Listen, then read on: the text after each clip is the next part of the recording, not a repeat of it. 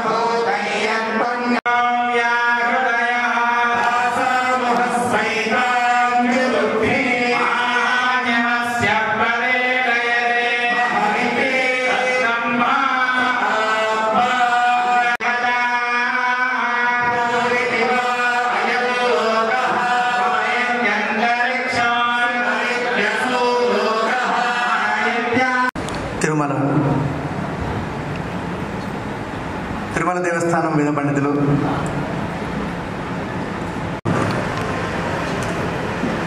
కోట పంచముఖ శర్మ గారు, విశాఖపట్నం దేవస్థానం నారాయణీయ శాఖ వేద పండితులు, నారాయణీయ శాఖ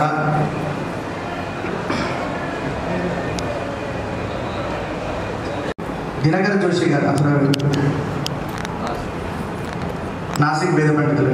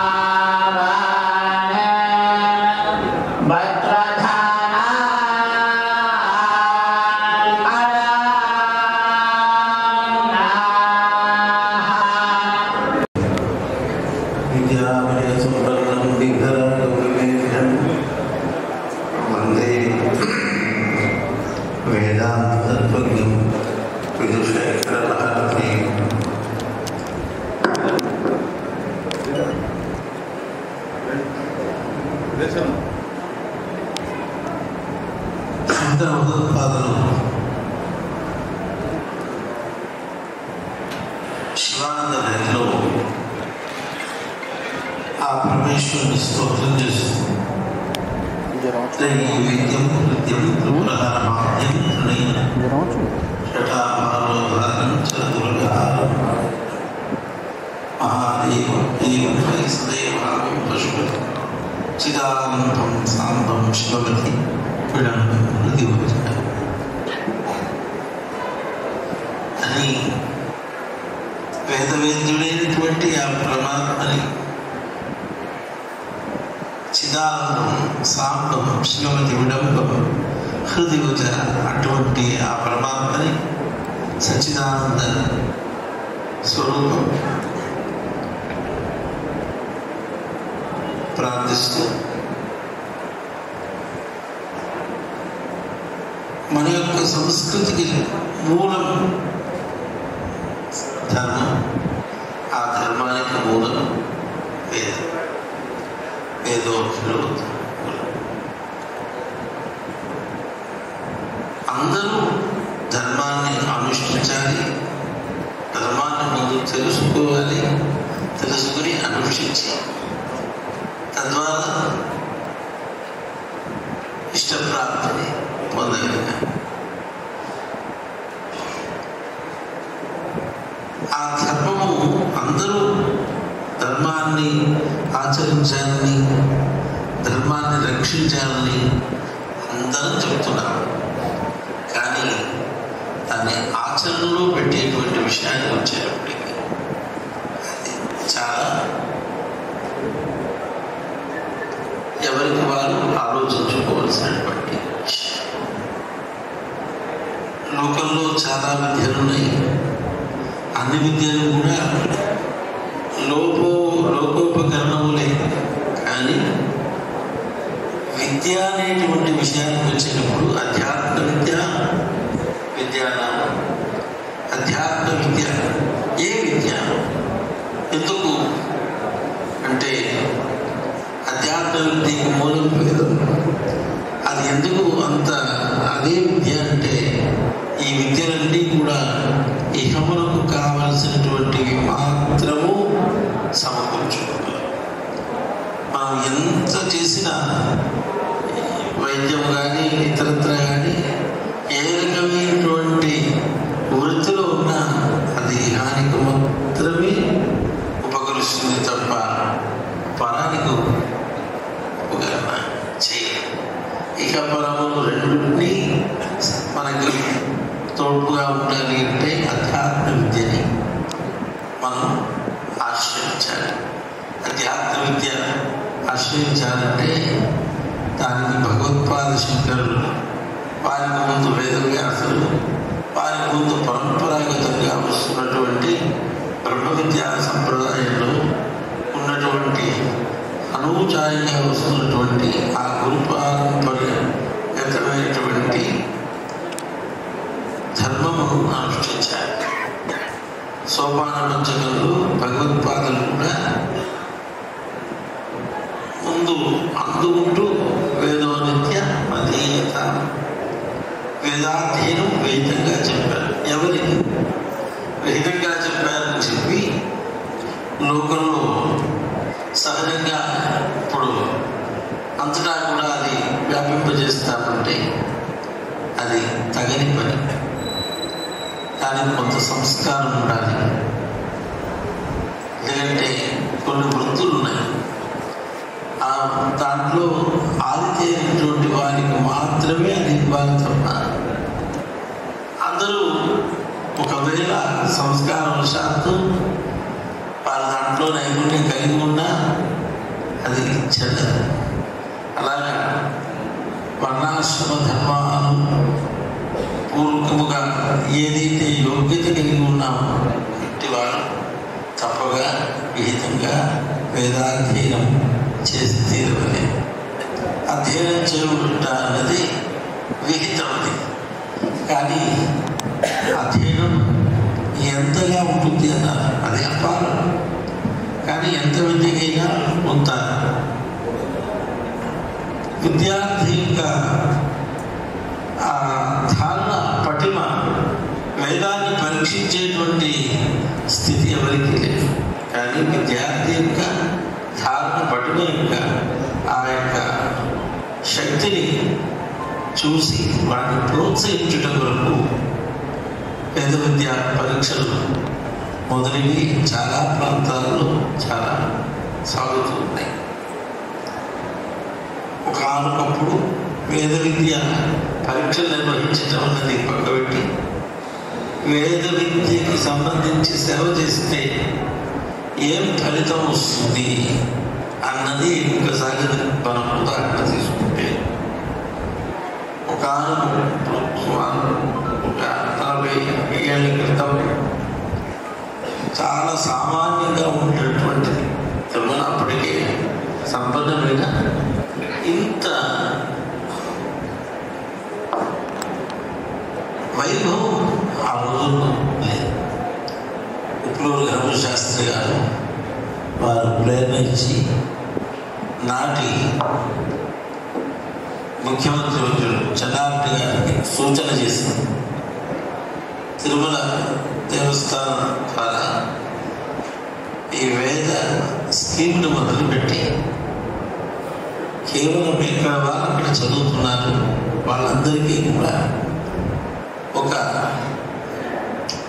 నియమపూర్వకంగా ఒక పారాయణ జరిగేటట్టు ఏర్పడుతుంది. కాస్త వెంకటేశ్వర స్వామి ప్రసాదంగా పారితోషికాన్ని కూడా ఇవ్వండి. తద్వారా రాష్ట్రానికి ఆదాయానికి అన్నిటికీ కారణం ఉపకరిస్తుంది. ఆ తదుపరి కాలం అలాగా అక్షయంగా అనంతంగా అద్భుతంగా ఆ వెంకటేశ్వర స్వామికి ఆ వైభవంకి అలాగే ఎక్కడెక్కడల్లా వేదాన్ని సేవిద్దాము, వేద రక్షణ అంటే రక్షించుట మన వల్ల వైదిక జీవనంలో ఉన్న వారిని ప్రోత్సహిద్దామనేటువంటి ప్రయత్నం చేస్తాము. అక్కడ కూడా సుభిక్షత కలుగుతుంది.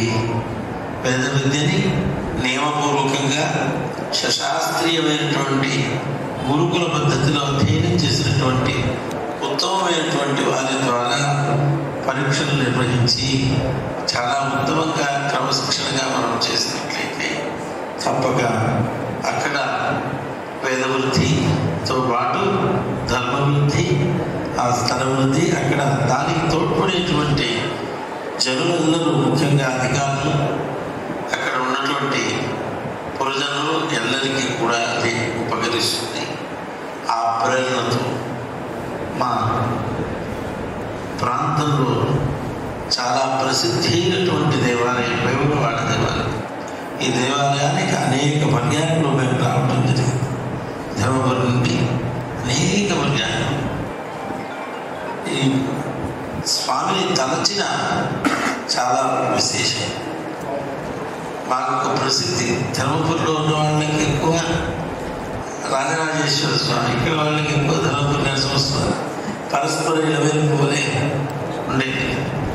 అట్లాంటి ప్రసిద్ధమైనటువంటి క్షేత్రంలో ఆ రాజరాజేశ్వరుని యొక్క ప్రేరణగా చతుర్వేద పాఠశాల మొదటి సుమారు 5-6 వసంతములైన పిదప ఇప్పుడు శాస్త్రీయముగా వేద పరీక్షలు ప్రోత్సాహకరంగా నిర్వహించాలనేటువంటి తలంపు దేవాదాయ శాఖ ఈ వేములవాడ దేవస్థానం వారి ద్వారా జరగటం చాలా ముదావహం.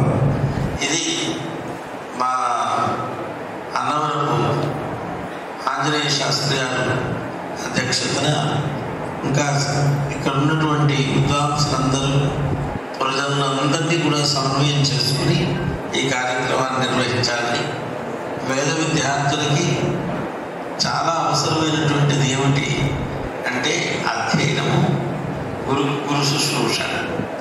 గురు శుశ్రూష ప్రాచీన కాలంలో వేదాధ్యయనం చాలా కష్టపడి చదువుకునేవారు. అయితే ఆ కాలంలో విక్షేపాలేది ఉండేది కాదు. ఈరోజు అన్ని విక్షేపాలు సమాజంలో ఉన్నాయి మనకు కావలసినవి. కాబట్టి అత్యంత శ్రద్ధావంతులై గురుకులంలో గురువుల యొక్క మాటలు తీయకుండా వారిని అనుసరించి అధ్యయనం చేయుట, నిత్యము కూడా సకాలంలో సంధ్యావందనం ఆచరించుట, నిత్యము అగ్నికార్యం చేయుట, బ్రహ్మచార్యంలో అగ్నికార్యం చేయుట చాలా విహితం. పక్కవాడు చేశాడా లేదా అన్నది చూడొద్దు, మనం చేశానా లేదా అన్నది మనం తప్పగా చేసింది. అదేవిధంగా నిత్యం మనకి బ్రాహ్మణునికి చాలా ముఖ్యమైనటువంటిది ఏమిటి? స్వాధ్యాయం, ప్రవచనం. తాను నిత్యము కూడా గడిచినటువంటి పాఠాన్ని అధ్యయనం చేయటం, గురువు గారి అనుమతితో తదుపరి ఎవరికైనా సహాయం చేయవలసి వస్తే తాను చెప్పుట, ఇది చాలా అవసరం. ఈ విధమైనటువంటి గురు శుశ్రూషపూర్వకంగా శ్రద్ధావంతుని విక్షేపరహితంగా అధ్యయనం చేస్తే అది చక్కగా సార్థకత జరుగుతుంది. వేద విద్య ఎందుకు అన్నారు? ఎందుకంటే కేవలం 4 ఈ లోకంలో జీవించటం మాత్రము కాదు, చిట్ట చివరిగా మానవ జన్మ యొక్క లక్ష్యం ఏంటి అన్న విషయాన్ని గమనిస్తే బ్రహ్మాత్మనా సంస్థితి అనేటువంటి ఆ సోపాన పంచకంలో చివరి స్థానాన్ని ఏదైతే చెప్పారో అది పొందటం.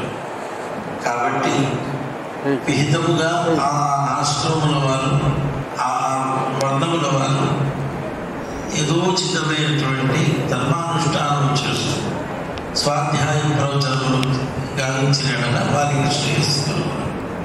ఆ విధమైనటువంటి ఆ స్ఫూర్తి, ఆ శక్తి, సర్వ విద్యా ప్రధానమైనటువంటి ఆ వేములవాడ రాజరాజేశ్వర స్వామి ఎల్లరికూ ఇచ్చుగాక.